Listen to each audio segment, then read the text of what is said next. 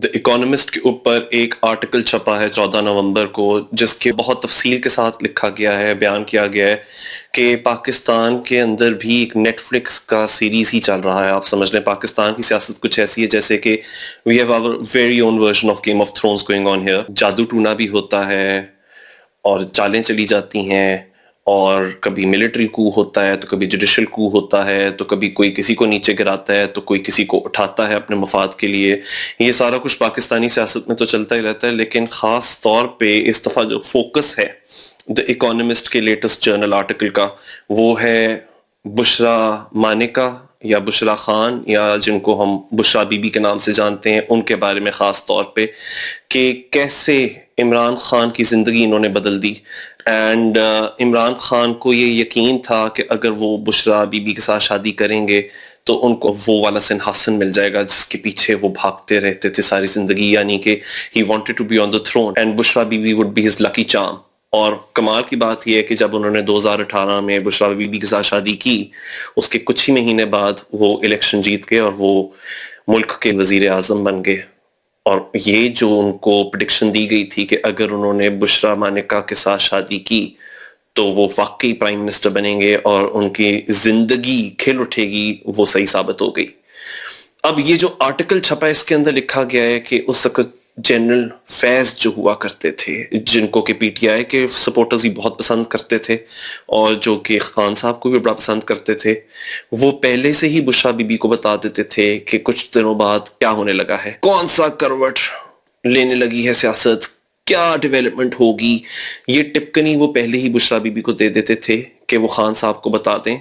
और जब वो असल में हो जाता था कुछ दिन के बाद तो खान साहब का यकीन और पुख्ता हो जाता था कि बुशरा बीबी एक बहुत ही प्योर और एक बहुत ही ख़ास किस्म की खातून थी, जिनको ऐसी बातों का इल्म था जो कि किसी आम इंसान को नहीं था। और उसमें ये भी बताया गया है कि किस तरह बुशरा बीबी को एक पीर का स्टेटस मिला over a period of time, कैसे वो मज़हब के और करीब होती चली गई, और उसके बाद उन्होंने जो सूफीज़म है उसकी तरफ तवज्जो देना शुरू की, और विद पीरियड ऑफ टाइम वो खुद भी एक पीर बन गई। उनके पास बहुत लोग आना शुरू हुए बुशरा मानेका के पास, तब वो बुशरा मानेका होती थी,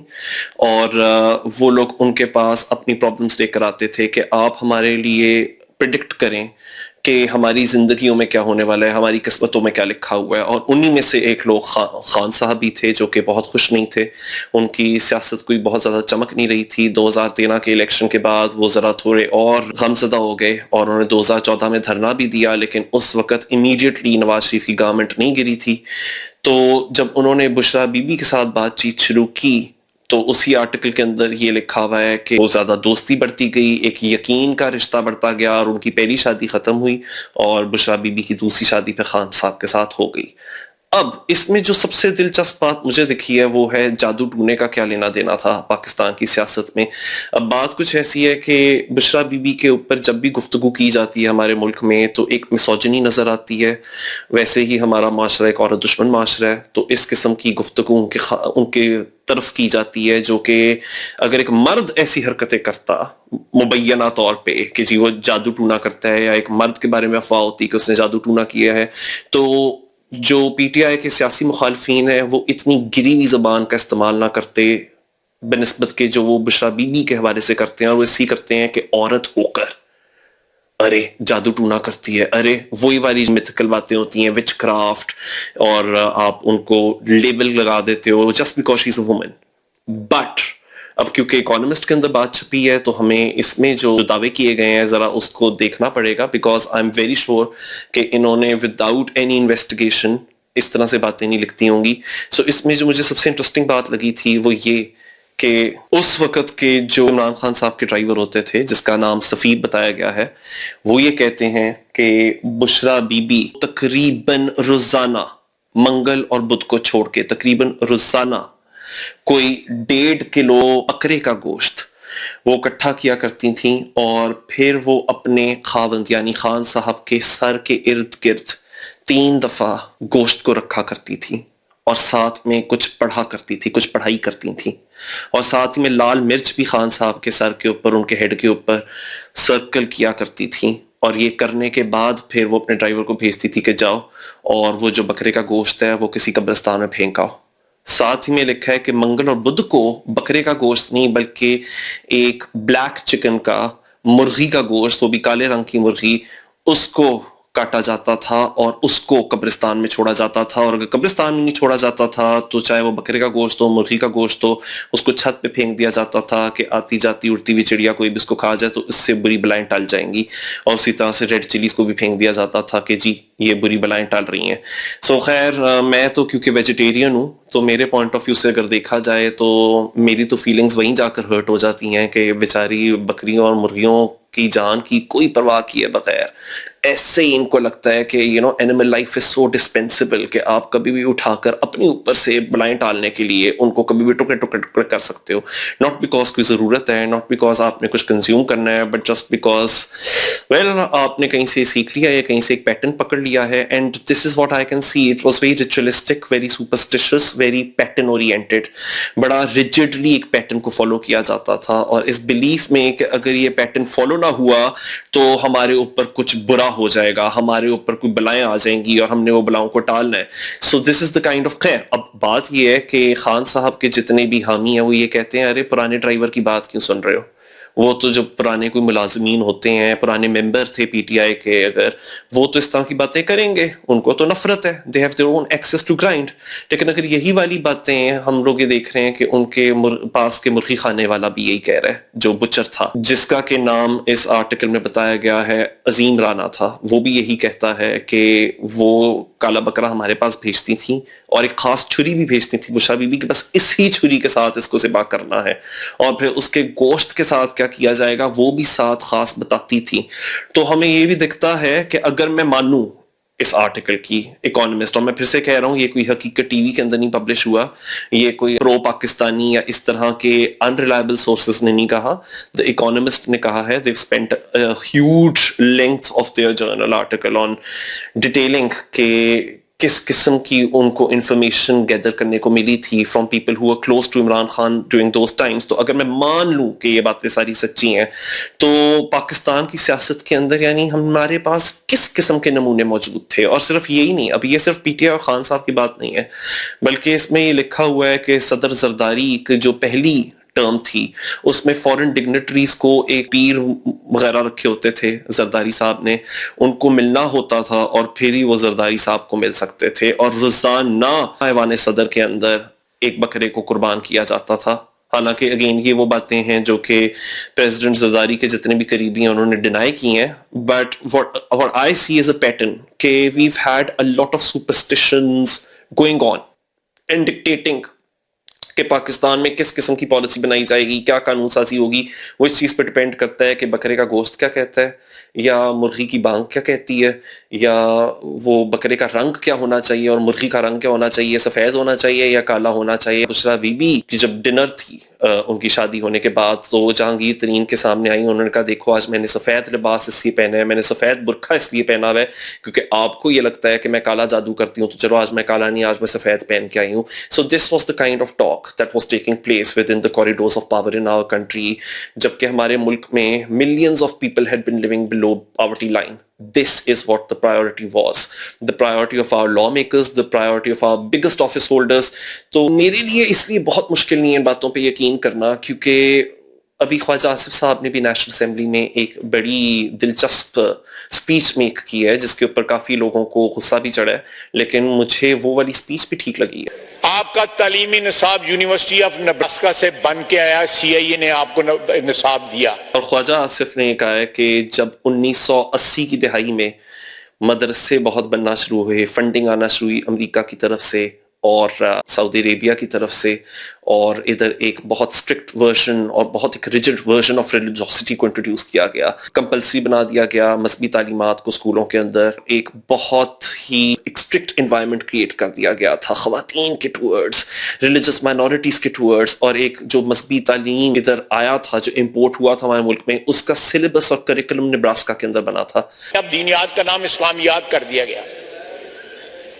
ये इस्लामाइजेशन का जो एक बुखार था, हम शामिल थे उसमें, बुखार था जो 80 की दहाई के अंदर जो चढ़ा हमें बुखार जो है, वो हमारा अपने दीन के लिए नहीं था, وہ امریکہ کے انٹرسٹ کو پروٹیکٹ کرنے کے لیے تھا. امریکن یونیورسٹی میں، اور امریکہ نے انڈوکٹرینیٹ کیا، ریلیجسلی انڈوکٹرینیٹ کیا ہمارے لوگوں کو تاکہ وہ اور انتہا پسند بن جائیں، تاکہ ہمارے لوگوں کے اندر اور ایک صرف انتہا پسندی مطلب مذہبی پوائنٹ آف ویو سے نہیں بلکہ ایک سپرسٹیشن امپورٹ کیا گیا تھا کہ ہماری عوام سپرسٹیشس بن گئی. اور یہی چیز نوم چومسکی نے بھی کہی تھی جب انہوں نے ورچولی پاکستان کے ایک یونیورسٹی کے اسٹوڈنٹس کو ایڈریس کیا تھا کہ اگر تم لوگوں نے ایز اے قوم کامیاب ہونا ہے تو تم لوگوں کو سپرسٹیشن سے باہر نکل کر 21ویں صدی میں آنا ہوگا. تو یہ والی بات آج جب ہمارے ملک کے ڈیفنس منسٹر بھی ہمارے پارلیمنٹ میں کھڑے ہو کر کہہ رہے ہیں کہ یہ سارا امریکہ سے مینوفیکچر ہوا تھا، اس لیے نہیں کیونکہ پاکستان کے لوگوں کو مذہب سے بہت لگاؤ تھا یا وہ سیکھنا چاہتے تھے مذہب کے بارے میں، پر اسی کیونکہ امریکہ یہ چاہتا تھا. تو امریکہ نے جو ورژن آف ریلیجوسٹی انٹروڈیوس کی ہماری عوام کے لیے اور ہمارے ملک کے لیے، ہم نے صرف اسی کو فالو کیا اور اسی کو امپلیمنٹ کیا. اور دہائیوں بعد آج ہم ہی کو اس کی قیمت چکانی پڑ رہی ہے کہ کس طرح ہوم گرون ریڈیکلائزیشن ریلیجن کے نام پہ ہوئی، اور آج وہی ہوم گرون ریڈیکلز اور ٹیررسٹ ہمارے ملک کی سیکیورٹی فورسز کے اوپر، ہماری عوام کے اوپر پڑ گئے ہیں. جو اسلام آباد کے اندر ہم نے دیکھا کہ بم اٹیک ہوا، وہ فتنہ الخوارج کی طرف سے ہوا جس کو کہ TTP کہا جاتا ہے انٹرنیشنل میڈیا میں، اور اس کا پیچھے سے سمرتھن کس نے کیا؟ افغان طالبان نے. اور افغان طالبان کے آج کل لنکس کن کے ساتھ قریب ہو رہے ہیں؟ بھارت کے ساتھ، کیونکہ بھارت کے جو فارن منسٹر ہیں جے شنکر، افغان طالبان کے فارن منسٹر کے ساتھ ان کی کافی ساری ملاقاتیں ہو رہی ہیں. سو this is what the Pakistani state version is and this is what our defense minister says کہ اس میں افغانستان ملا ہوا ہے اور اس میں بھارت ملا ہوا ہے. چلو وہ تو ابھی وقت بتا دے گا،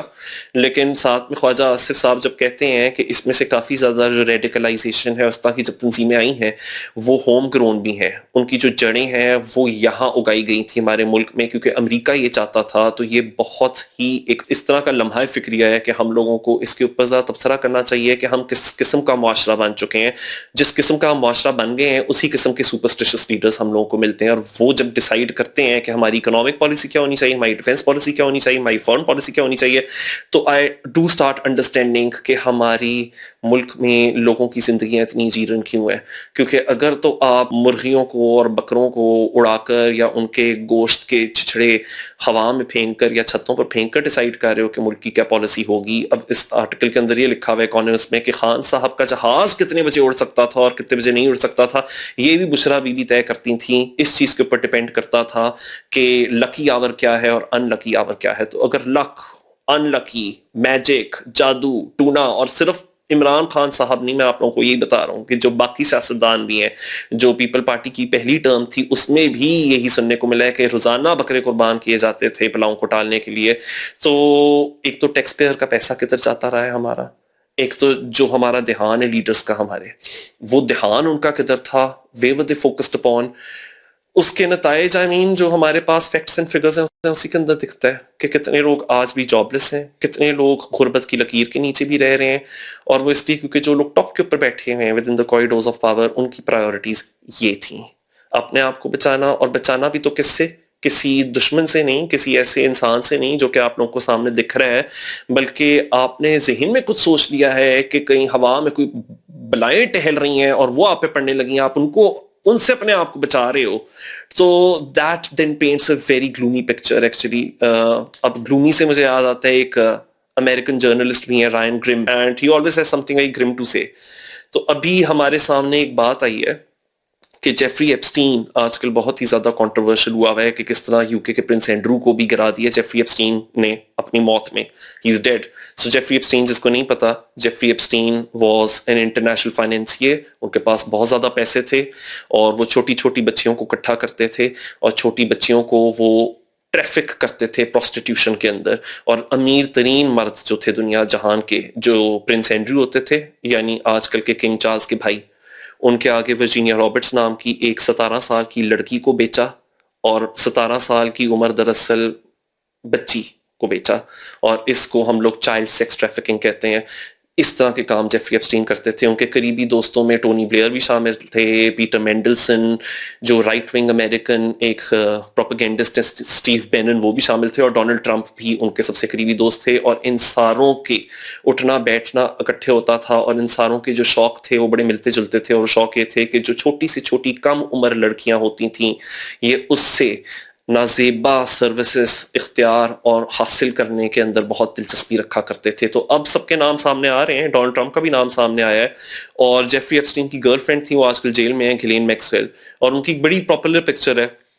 گھلین میکسویل کی, جو کہ عمران خان صاحب کے مخالفین نے بڑی استعمال کی ہے کہ دیکھو عمران خان کی تصویر ہے اور کسی پاکستانی سیاستدان کی تصویر نہیں ہے گھلین میکسویل کے ساتھ. اور گھلین میکسویل آج جیل میں سزا کاٹ رہی ہے کیونکہ وہ چھوٹی بچیوں کو بیچا کرتی تھی سیکشل سروسز کے لیے. اور اس طرح کے دوست تھے خان صاحب کے. یہ نون لیگ کے لوگ کہتے ہیں, پیپل پارٹی کے لوگ کہتے ہیں, اپنے گرمان میں نہیں جھانک کر دیکھتے ہیں. ہاں البتہ خان صاحب کے اوپر فوراً اٹیک کرنے آتے ہیں. پر بات یہ ہے کہ خیر آج عمران خان صاحب بھی جیل میں بیٹھے ہوئے ہیں, گھلین میکسویل بھی جیل میں بیٹھی ہوئی ہے, یہ تو محض اتفاق ہے. پر جتنے بھی خان صاحب کے مخالفین تھے وہ کہہ رہے تھے کہ ایپسٹین فائلز میں ذرا غور سے دیکھو, عمران خان کا بھی نام ہو سکتا ہے کہ شاید وہ بھی جیفری ایپسٹین کے دوست تھے. اب ہوا یہ ہے کہ ایک امریکن جرنلسٹ ہیں رائن گریمز, اور انہوں نے رپورٹ کیا ہے کہ عمران خان کا نام آیا تو ہے ایپسٹین ای میل لیکس میں, لیکن وہ کچھ اس طرح سے آیا ہے کہ جیفری ایپسٹین نے 2018 میں جب عمران خان پاکستان کے وزیر اعظم بن گئے تھے تو تب انہوں نے یہ کہا تھا, جیفری ایپسٹین اس وقت زندہ تھے, 2019 میں کہا جاتا ہے خودکشی کر کے وہ مر گئے, پر جیفری ایپسٹین نے 2018 میں کہا تھا that Imran Khan is bad news for us. Imran Khan یعنی ویسٹرن ورلڈ کے لیے ایک بہت ہی بری خبر ہے, ایسا کہا تھا جیفری ایپسٹین نے. کیونکہ اب یہ کیوں کہا I'm not really sure, لیکن عمران خان صاحب کا ہم لوگوں کو پتہ ہے بیانیہ کیا تھا. وہ بڑا اینٹی ویسٹرن بیانیہ تھا, وہ ایبسلیوٹلی ناٹ کہتے تھے, وہ ویسٹرن ورلڈ کو بڑا پسند نہیں کرتے تھے, وہ اینٹی ویسٹ تھے. اور اب عمران خان کے جتنے بھی حامی ہیں اور سپورٹرز ہیں وہ کہہ رہے ہیں دیکھا جیفری ایپسٹین جیسا گندا آدمی بھی خان صاحب سے ڈرتا تھا, اس لیے کیونکہ اس کو پتا تھا کہ عمران خان سے زیادہ صاف و شفاف آدمی اور کوئی نہیں ہو سکتا. عمران خان سے زیادہ اور کوئی آنریبل اور صادق اور امین انسان ہماری سیاست میں آج تک نہیں آیا, اس لیے ایپسٹین ڈرتا تھا. کیونکہ عمران خان ہماری قوم کو خود مختار قوم بنانا چاہتا تھا, ایسا نہیں جیسا کہ آج کل حکومت ہے جو کہ ڈونلڈ ٹرمپ کے قریب دکھتی ہے, جو کہ ڈونلڈ ٹرمپ کے غزہ والے 20 پوائنٹ پلان کی حمایت کرتے ہوئے اور تعریف کرتے ہوئے دکھتی ہے. خان صاحب کو تو ایبسلیوٹلی ناٹ کہنا بہت اچھا آتا تھا. خیر وہ یہ بھول جاتے ہیں کہ آج کل ابھی جتنے بھی ڈونلڈ ٹرمپ کے قریبی لوگ ہیں, جو جیفری ایپسٹین کے بھی حامی ہیں, جو کہ نیتن یاہو کے بھی حامی ہیں, وہ ساروں کے ساتھ ہی پی ٹی آئی والے ملاقات کر رہے ہیں, لابی کر رہے ہیں آج کل کہ پلیز خان صاحب کو جیل سے رہا کرنے میں مدد کرو. وہ بالکل علیحدہ بات ہے. سو ایبسلیوٹلی ناٹ کا بھی اب کیا بن گیا. But keeping that aside, Bushra Bibi نے ایک ویڈیو میں کہا تھا پچھلے سال 2024 میں, ایک تو انہوں نے کہا تھا کہ ملک میں یہ جو حالت ہو رہی ہے آپ کا فرض بنتا ہے کہ آپ ہر سڑکوں پہ نکلیں. لیکن بشرا بی بی نے ایک اور بات کہی تھی, وہ یہ کہی تھی کہ خان صاحب ہمارے ملک میں شریعہ لانا چاہ رہے تھے, اور یہ بات قابل قبول نہیں تھی ان کو جو کہ گلوبل پاورز ہیں, جو کہ دنیا کے کوریڈورز آف پاور میں بیٹھے ہوئے ہیں. بلکہ جون سے ملکوں میں شریعت ہوا کرتی تھی, اور کافی لوگوں کو لگا کہ بشرا بی بی کا اشارہ سعودی عربیہ کی جانب تھا کہ جون سے ملکوں میں شریعہ ہوا کرتی تھی. اس ملک میں بھی خان صاحب گئے اور وہ مدینہ اور مکہ کی سڑکوں کے اوپر وہ ننگے پاؤں چلے, انہوں نے عبادت کی, اور تب اس وقت کال لگائی لیڈر نے, سیاستدان نے. اب کس کی بات کر رہی تھی وہ؟ کافی لوگوں کو لگتا ہے محمد بن سلمان جو کہ کراؤن پرنس ہے آف سعودی عربیہ, اور انہوں نے فون لگایا ہمارے پاکستان کے جتنے بھی ہوز ہوئے ہیں, اور ان کو فون کال میں کہا یہ تم کسے اٹھا لائے ہو, اور سگنل یہ تھا کہ جی خان کو نکالو کیونکہ خان تو ویسٹ کو کہہ چکا ہے, مغربی دنیا کو کہہ چکا ہے ایبسلیوٹلی ناٹ, خان کو نکالو کیونکہ خان تو ملک کے اندر صحیح اصل حقیقی شریعت لانا چاہتے تھے, اور ان کو رستے میں ہی یہ کرنے سے روک دیا گیا. یہ بشرا بی بی نے پچھلے سال کہا. اب جو رائن گرم نے بات کی ہے کہ جیفری ایپسٹین نے بھی یہ بات لکھی تھی کہ Khan will be the end of us, Khan is bad news for us, Imran Khan is bad news for the West. اس طرح کی باتیں جیفری ایپسٹین نے بھی لکھی تھیں, اور پھر ڈونلڈ لو کے اوپر بھی ایک الزام آیا تھا خان صاحب کی طرف سے کہ میرے ہاتھ سائفر لگا ہے اور یہ ایک امریکی اور بیرونی سازش ہمارے خلاف چل رہی ہے. یہ سارا جو مکسچر آف ایونٹس ہے اور یہ جو پیٹرن ہے اور یہ جو باتیں ہیں, چاہے وہ بشرا بی بی کی باتیں ہوں, چاہے وہ جیفری ایپسٹین کی لیکڈ مبینہ ای میلز ہوں, یا پھر چاہے وہ خان صاحب کے جتنے بھی دعوے تھے ڈونلڈ لو کے بارے سے, وہ سب اگر ہم مکس کر دیں اور ہم اس کو ان کمبینیشن دیکھیں ود دا 20 پوائنٹس پلان جس کو کہ آج کی حکومت نے, پاکستانی حکومت نے تسلیم بھی کیا ہے, تو جی ہم تو صحیح کہتے تھے, یہ تو امریکی مداخلت ہوئی ہے, خان صاحب کے خلاف ایک بہت ہی گھنونی قسم کی بیرونی سازش کی گئی ہے. اس وقت جو پی ٹی آئی کے سپورٹرز ہیں they feel vindicated. لیکن اسی دن جب یہ ایپسٹین ای میل لیکس ہوتی ہیں جس میں عمران خان کا ذکر آتا ہے, تو اسی دن اکانومسٹ کے اندر یہ آرٹیکل بھی چھپ جاتا ہے. کیا یہ محض اتفاق ہے یا یہ ایک کیئرفلی آرکسٹریٹڈ اور اسٹریٹجیکلی पब्लिश किया हुआ आर्टिकल है with some wider agenda, who really knows? But again, I'm saying कि when article comes out in a very well-reputed media outlet like The Economist, we cannot completely brush it aside. तो उसके अंदर पता चलता है कि Bushra Bibi actually बहुत बड़ी वजह थी इमरान खान के डाउनफॉल की, कि किस तरह कमर जावेद बाजवा भी जो वक्त आर्मी चीफ हुआ करते थे, उनकी इमरान खान से इसलिए टूटी क्योंकि इमरान खान बाजवा साहब की इतनी नहीं सुनते थे जितनी बुशरा बीबी सुनते थे. लेकिन आज तक खान साहब यही कहते हैं कि बुशरा बीबी से ज्यादा मजबूत और बुशरा बीबी से ज्यादा स्ट्रॉन्ग और बुशरा बीबी से ज्यादा डिटर्मिन्ड औरत उन्होंने आज तक नहीं देखी.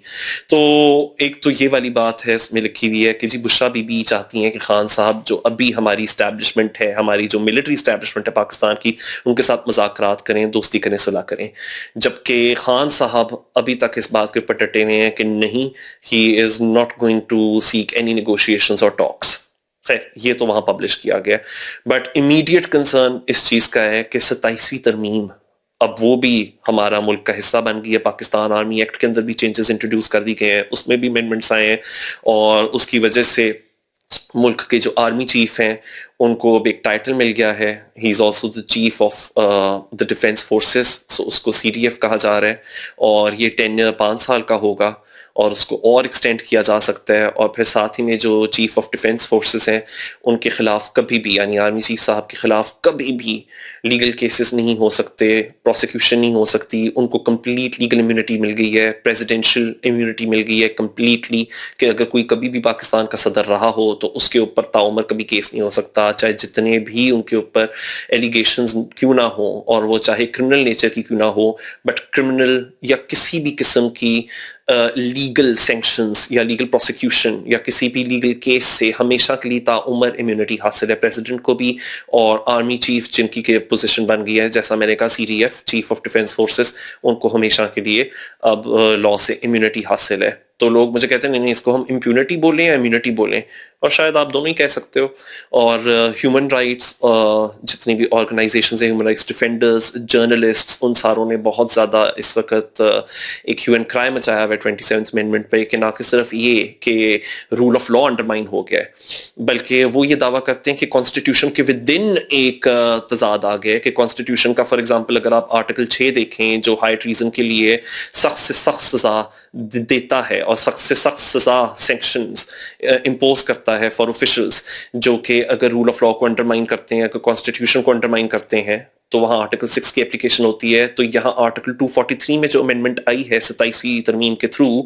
वो तो कंप्लीट इम्यूनिटी दे रहा है to the highest and the top most officials. तो काफी सारे लोग ये कह रहे हैं अरे ये तो तजाद नहीं हो गया कॉन्स्टिट्यूशन के विदिन. और लाहौर हाई कोर्ट के अंदर अब केस भी दायर कर दिया गया है कि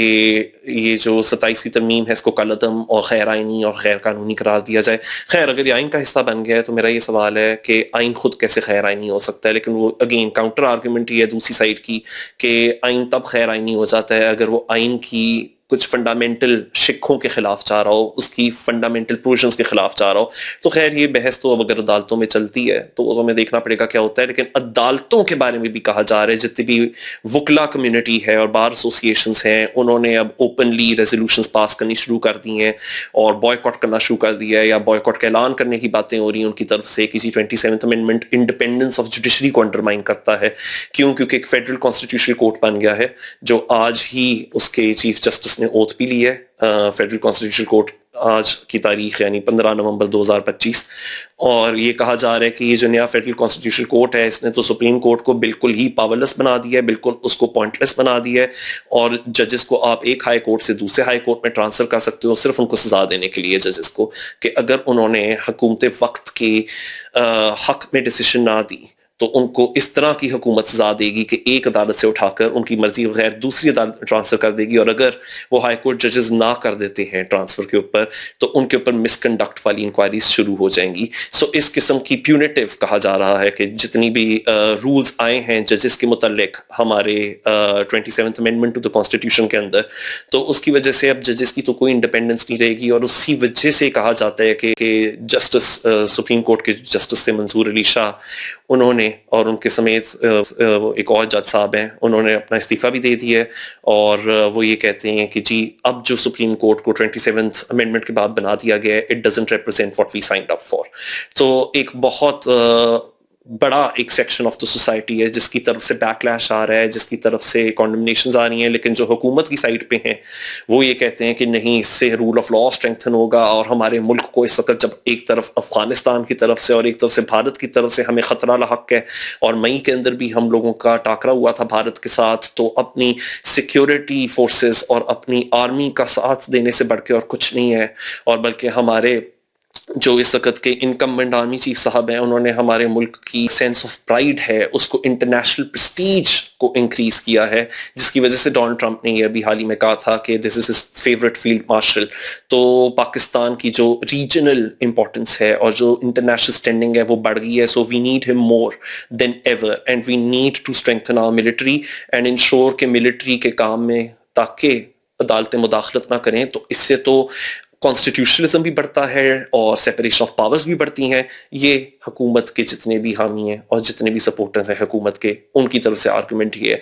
अब कौन सी आर्गुमेंट के अंदर आप लोग यकीन करते हो, which argument do you think carries greater weight, what exactly is going to happen, वो तो वक्त बताएगा। लेकिन मुझे लगता है 27वीं तरमीम इधर ही है और वो इधर ही रहेगी और वो काफ़ी देर तक रहेगा। और अभी कोई वो बड़ा अनकरीब जाने नहीं वाला, बल्कि 2-3 और भी आईनी तरमीम आना शुरू हो जाएंगी। बिकॉज रिजर्व सीट्स का केस जब हुआ था और काफ़ी सारी जो पीटीआई के इंडिपेंडेंट्स को रिजर्व सीट्स दी गई थी और सुन्नी इत्तेहाद काउंसिल वालों को रिजर्व सीट्स दी गई थी, वो जब हुकूमत को बांट दी गई सुप्रीम कोर्ट के जजमेंट के थ्रू, तो तब से हुकूमत की और हुकूमत के जितने भी एलाइज हैं उनकी मेजॉरिटी पार्लियामेंट में इतनी ज़्यादा बढ़ गई है कि वो आराम से अब कोई भी कॉन्स्टिट्यूशनल तरमीम ला सकते हैं। और उसका मतलब ये है कि इमरान खान साहब के जितने भी सपोर्टर्स हैं उनके लिए बहुत ही बुरी खबर है। It's a very grim period for them and जितने भी लोग सपोर्ट करते हैं पीएमएलएन और पीपल्स पार्टी को, उनको खैर ये सोच लेना चाहिए कि आर दे श्योर इनफ कि जितनी भी उन्होंने कॉन्स्टिट्यूशनल अमेंडमेंट्स की हैं कल को वो उनको हॉन्ट करने तो नहीं आएगा। लेकिन इसके ऊपर डिसाइड करने के लिए आपको बकरे की और मुर्गी की ज़रूरत नहीं है, दिमाग की ज़रूरत है। क्या हमारे सियासतदान, क्या हमारे जितने भी लॉ मेकर्स हैं, हमारे जितने भी लीडर्स हैं, क्या वो दिमाग लड़ाने को तैयार है, या अभी भी मुर्गी का मगज़ ही छत्तों के ऊपर फेंकने के लिए और उसी के ऊपर मादा है और उसी के ऊपर एडमेंट है? वो वही जाने, उनका काम जाने। But that's all for today.